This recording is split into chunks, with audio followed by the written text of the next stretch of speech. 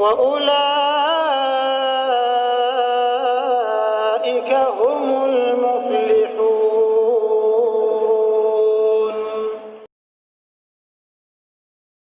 Bagaimana kalau ada seorang ustadz atau kiai yang bisa melihat hal-hal gaib dan masa depan? Apakah ini juga termasuk syirik? Ini maaf, bukan kiai, ya. Ini dukun. Ini dukun, nggak ada itu. Bagaimana cara? Gitu kan? Ini semua tidak mungkin terjadi. Ini semua khurafat yang masuk ke dalam sebagian orang dan memakai nama suci. Nama kiai itu suci. Kiai, guru, ustadz, itu semua nama-nama yang suci sebenarnya, nama orang-orang yang menyampaikan agama Allah. Bagaimana mereka bisa kontaminasikan dengan melihat jin lah, melihat inilah, menebak masa depan? Ini nggak ada semuanya, gitu kan?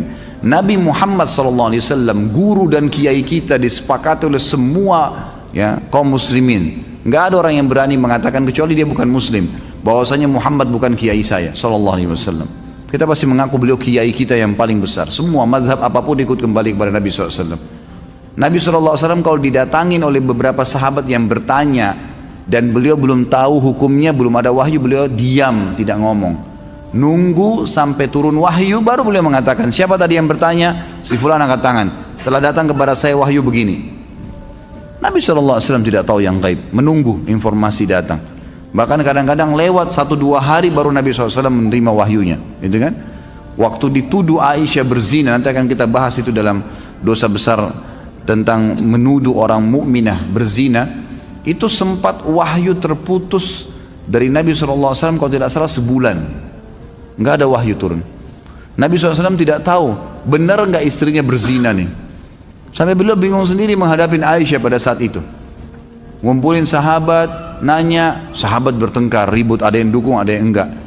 Datang ke rumahnya Aisyah, ditanyakan Aisyah, Aisyah mengatakan tidak, saya tidak melakukan. Sampai turun firman Allah Subhanahu Wa Taala. Nabi SAW terjadi pada rumah tangganya. Turun ayat Al-Quran, nanti akan kita bahas tuh. Ayat-ayatnya lengkap semua menceritakan. Beliau tidak tahu yang gaib.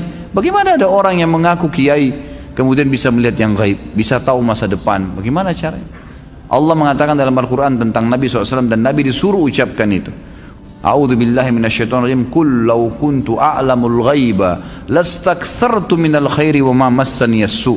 Katakan hai Muhammad kepada mereka, kalau saya ini tahu yang gaib, maka pasti saya akan perbanyak kebaikan-kebaikan dan saya tidak akan ditimpa masalah. Tidak akan ditimpa masalah karena sudah tahu, oh di sana nanti ada orang yang ganggu saya. Udah, saya nggak usah ke sana. Nabi SAW di perang Uhud kena pedang. Sampai kemarin kita bahas kabar Abdurrahman bin Auf, bagaimana melengket pedang di topi besi beliau, dan Abdurrahman cabut radhiyallahu anhu dengan giginya sampai giginya tanggal, luka berdarah kening Nabi SAW. Gigi beliau sempat pecah, pundak beliau sempat kena hantaman pedang orang kafir. Nabi SAW tidak tahu itu sebelum keluar dari Uhud, sebelum keluar dari Madinah, nggak tahu sama sekali. Bahkan beliau mengatakan, saya rasakan sakitnya sebulan, gitu kan? Kalau Nabi SAW tahu, Nabi tidak akan keluar. Tapi memang begitulah, gitu kan? Memang tidak ada yang tahu. Dan ini sudah panjang lebar. Ada juga judul di YouTube, bisa dilihat ceramah saya, Kiaiku Muhammad, Kiai Anda siapa? Panjang lebar saya jelaskan. Banyak dalil-dalil Al-Quran, banyak sekali yang menjelaskan kalau Nabi SAW tidak tahu hal-hal yang gaib, tidak tahu masa depan, gitu kan? Jelas semuanya itu. ما زلت تبكي على حبيب جفاك وسر